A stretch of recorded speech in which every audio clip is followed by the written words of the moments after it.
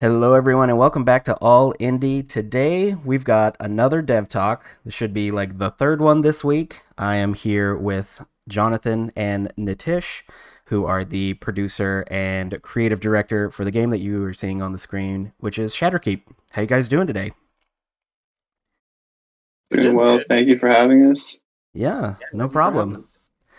us. So of course, first question. Tell me a little bit about yourself. How did you guys get into game development? What were some of your favorite or earliest games that you guys played? Yeah, so we're just a group of students that just recently graduated university for development. And for me, I've been playing games since I was two. My first game ever was Super Smash Bros. Melee. And big inspirations for myself in terms of getting into game development was Zelda Skyward Sword, a lot of Call of Duty, and a lot of just random games that I find throughout my childhood that I played a lot with my friends and my brother and stuff like that. And I just kind of knew I wanted to be a game developer um, since I was just a kid, to be honest. Neat. I didn't even know that. John. But same kind of similar story here. Since we're me and John worked on multiple projects already together, kind of good team. First game I played was Descent 2 demo. This was in the Windows 98 days. I don't remember how old I was, but I remember sitting in my father's lap and just pressing spacebar to shoot. And from there, it was just like, oh my God, I want to play games every day. And in terms of inspirations to start development, I guess when I finally saw the launch trailer for The Witcher 3, I was just like, oh my God, I want to make it. I want to make this. I want to make stuff that looks like this and plays like this and, people love. So here I am. That's awesome. So of course, this you guys say you're a student run studio, right? Hmm. So was this game for a final project for your undergrad or your graduate program? Yeah, it was a capstone project for our undergraduate game design program. And we took it a step further. We kind of simulated a proper work environment in that course, and we planned to publish it from the get-go. And the team then put in the time and effort that went a little bit beyond the normal, I guess, asking of a regular university course. And here we are with Shadowkeep. Wow. Well, I think you guys have done a fantastic job with Shadowkeep. I think in the Reddit post that I saw, uh, the post said that it was kind of a mix of Dead by Daylight and Among Us, which, if anybody watching has ever played either of those, you would definitely kind of see the inspirations behind it. Can you guys talk about maybe like what are some of the features and some of the aspects of both of those games that you took and maybe tweaked to fit Shatterkeep, and or were there some features that maybe didn't fit and you had to get rid of? Yeah, sure. So let's start with Among Us here, I guess. John, you can talk about Dead by Daylight. For Among Us, when you, I guess, do tasks, right? There's a whole screen that pops up in your face, and it kind of obscures your vision from, I guess, the actual gameplay, and then you have to focus on the task, and like it takes up a big chunk of your screen. We didn't want that to happen because we have a separate vision system implemented where the players can only, see in a certain radius around them. So if you have like a proper screen show up, like a little dialogue box show up, and then you do activities in those, that would just always be like a hindrance, when a monster just comes in and pops up. So instead of that, we like scale down our UI to just be the buttons that need to be pressed. And we in we like our UI artist Jenny kind of intuitively designed them in the sense that you know if it means press and hold or like what order to press them in and all that stuff. So it works out great. Yeah, and in terms of Dead by Daylight, Using Dead by Daylight as an inspiration really leaned towards the monster uh, more so than the survivors. We did want the survivors to run around the castle, kind of simulating a an escape room. If anybody has ever been to one, but the monster itself, we wanted to have as a large, threatening figure that roamed the map, um, similar to Dead by Daylight, where they have abilities that can help them out, and that they are bigger, they're stronger, and faster, and all that stuff in comparison to the survivors. So we Something, really use that as a an inspiration for our game. yeah. Yeah. Something that I kind of found interesting for a little bit of a different take in Shatterkeep is that, and correct me if I'm wrong, because it's been forever since I've played Dead by Daylight. Um, but if I'm not mistaken, in Dead by Daylight, you can have like character or player specific equipment, and then in this, you guys decided to make traps map wide. Um, Yep. was that intentional, or did you guys initially had plans for maybe some character specific items that they could use against the monster, or kind of what was the planning behind that? It was a mix of both. Because when we were discussing the idea in the beginning, we knew we only had 8 months to make this game, given that it's a student project and it's for the capstone of our course. Oh, sorry, for our program. Um, so we went during our brainstorm session, we wanted them to have individual abilities, but then we quickly scrapped that because frankly that'd be too much development time to put in. Um, but then we thought of another way for the players to fight back, which would be traps. And the reason we went with map-wide traps is that it kind of brings the player together and adds a sense of cooperation. It's safe to assume, since like our matchmaking says there is no matchmaking, you need four people to play, right? Like, so it's going to be a group of friends that plays it. They're all going to be talking to each other.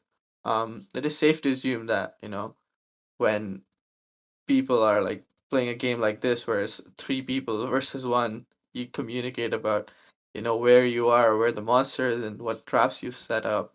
And that kind of adds this, I guess, sense of cooperation in the game that we really liked. So we kind of stuck with that.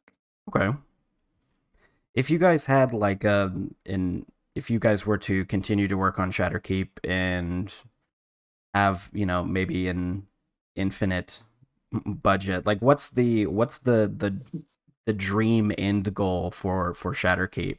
I mean, would you go kind of the Dead by Daylight route and maybe make more monsters, or are you looking at like maybe like skins for the survivors, or kind of, what are two or three things that you guys would add or change? Man, the infinite budget dream. Right. New maps. I don't know. New maps sounds great. It'd be, like a fresh feeling to like hop into a newer map and play those, learn those, you know, and newer monsters to go with it. Some might be better on that other map and stuff like that. Uh, those two elements would add enough variety in the game just by, pairing those two up. Skins also, who doesn't love skins? Like, running around with a top hat or a cane or whatever. All sounds fun. There's a lot we could do, but I feel like the first three things we would probably look at would be a new map, a new monster maybe, and finally Yeah, cosmetic. yeah. The reason being is because at the core of Shatter Keep we have it's like a chase. It's an escape room chase, and that core can be applied to different maps or a different monster if we were to go that route. And it would still be the same game, but it would have new spins on the same mechanics, which is something that we would Mm-hmm. go for. Yeah. Do you guys Would think? would also like to do like I personally would also love to do like a different game mode with like like maybe like 16 people in the same lobby or something where it's kind of like, oh, if the monster kills someone, they turn into another monster, so it's like one of those infection game modes. That should be fun too, I think. So, would you guys, if you had the infinite budget, do you think you would revisit the individual inventory or individual items, Hmm. or That's that. is that too far? I don't know. Is that too far out of the game mechanics at this point, where you're like, no, we'd probably just stick to keeping sort of a similar design and a similar look. I think we would probably go with the similar design and similar look because the game plays pretty well. Like teaching the players how to like interact with like just the traps and the objectives is a task in and of itself. I don't think I want to add another layer of complication on top of that. Does that make sense? Sure. Um, and it plays really well as is. So they say don't fix what's not broken. So What about you, Jonathan? Do you think you agree or? Yeah, I think I agree because, at the early stages of development, we really discussed in a lot of hours about why we made the decisions that we made in terms of trap placement, for example.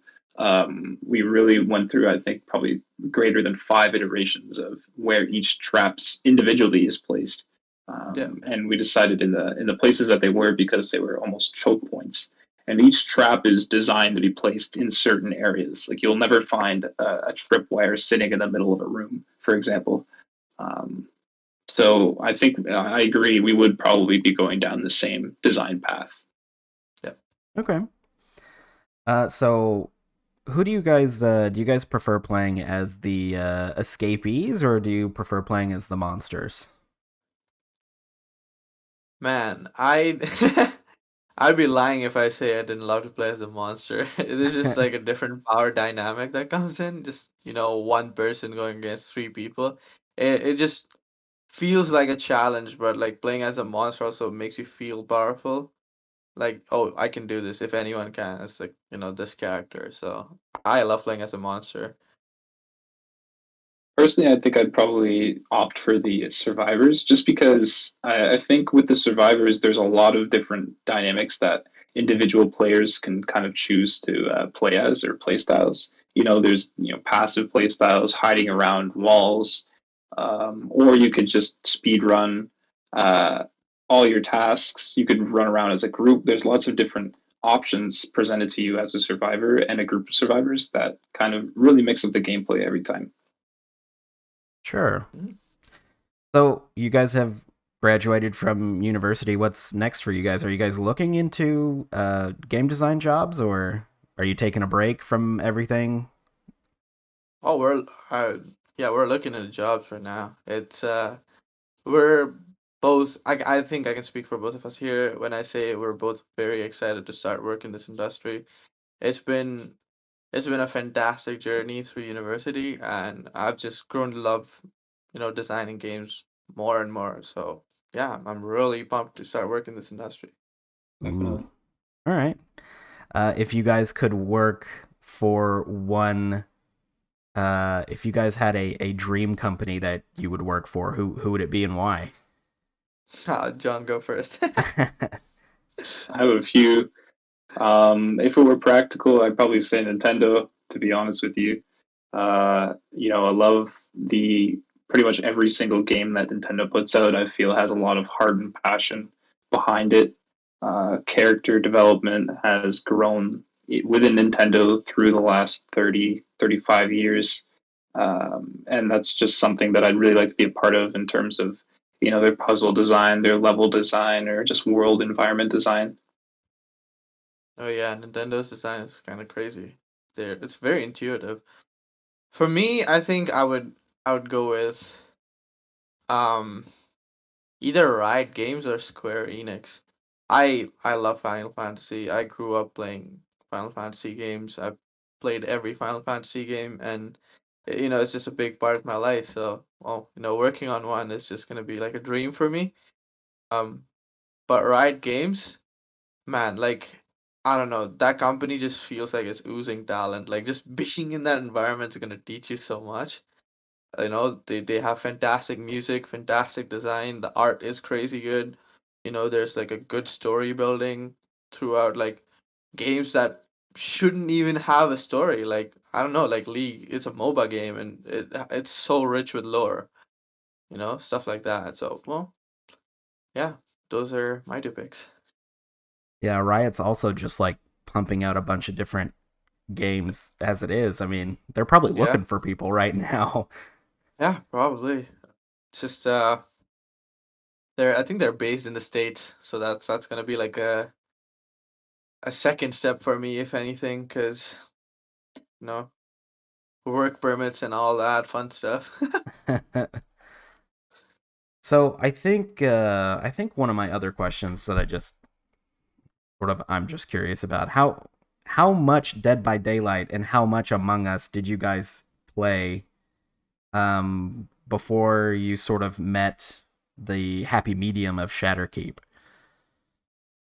I Honestly, we think, played a lot of Among Us. yeah, we played a bunch. Me and a few other designers and a few other artists really played a lot at the beginning, Yeah. when it was really taking off. And a bunch of us also had like been Dead by Daylight fanatics. Like I think the entire programming crew and a handful of the artists were like crazy for Dead by Daylight. So yeah, I mean, like we had like enough of I guess the playtime experience in our group going in, so we didn't really have to like play it again as much, I guess. Yeah, we played quite a lot of both of those games. That's awesome. Are you guys maybe as students would you get the band back together and maybe make another game? Or is free throw? I guess my question is free throw games a part of the university, or is Well, it that is it is our, I guess, intellectual property in a sense. Um, like university has like nothing to do with the brand free throw, okay? per se. So if in the future, we all feel like we're experienced enough to bring the band back together for another project, I'd love to do it. Yeah, Anything's possible. anything's possible. That's that's awesome, guys. Yeah, I think you've answered just about all of my questions. Is there anything you guys want to talk about, or any shout outs, thank yous, anything like that? Oh, I'd like to thank, my team for helping me make this game and, just, being a great team to work with. So, Yeah, also thank you for hosting this interview and giving us this platform, man. It's really Yeah, good. Very nice of you. yeah. I'm trying. I'm trying to show people, that there's plenty of indie games out there. Yeah, that there is. Yeah. I do think I have one last question, and this is probably just a logistical question. So sure. I want to say, I'm going to say this probably about 4 or 5 times before the video ends. This game is free on Steam. For those of you who are watching, this game is free. Why did you guys choose to make it free? I mean, is it just because you guys were like, like whose account does the money go to? How do we split it up? Sort of thing. I mean, Yeah, that to a certain extent. I didn't really like as the producer, I guess like the budget and all those things kind of fell onto me. And it's not that I didn't want to go through the trouble. I felt like it would be a better move to, well, I guess the team felt that would be a better move to release the game for free so more people, are inclined to play it. Like no one really wants to pull out their wallet for every game they want to try out, right? Like if it looks interesting and you can buy it immediately without having to, kind of pay anything, you're more willing to try it. So like our goal was to get more exposure, and I feel like the free model fit the exposure, I guess like the necessity or like, to drive for exposure a lot more than having to pay $1 or a couple dollars for it. So we went that route. Also, logistically, a group of students, 12 students, I don't know how we're gonna split the money up because whatever. So we didn't even want to get into that. So the game's free. That's awesome. Yeah, free on Steam, everybody. Free. I mean, I get so one last question. If for people who maybe for those who have been playing Dead by Daylight or Among Us and maybe have grown a little tired of it, do you think Shatterkeep scratches that itch? Yeah. Totally, Uh, yeah. Give I, it a try. Yeah, yeah, absolutely. I think they'd like it if they like Among Us and Dead by Daylight. That's like a perfect fit for Shatter Keep. They definitely enjoy it. We've had a few Twitch streamers play the game, and it's like so fun to watch other people play the game and actually enjoy the game. And I feel like a lot of the community wants to give the game a shot. Would also enjoy it. Awesome. Yeah, I would completely agree. If there's anybody out there who's looking for kind of a mix of both games, and maybe you and your friends have gotten tired of both games, I would definitely recommend this free game on Steam. Yeah, I think you guys have answered all my questions. Thank you so much for your time. I really appreciate it. thank you Thank for you so having much for us. having us.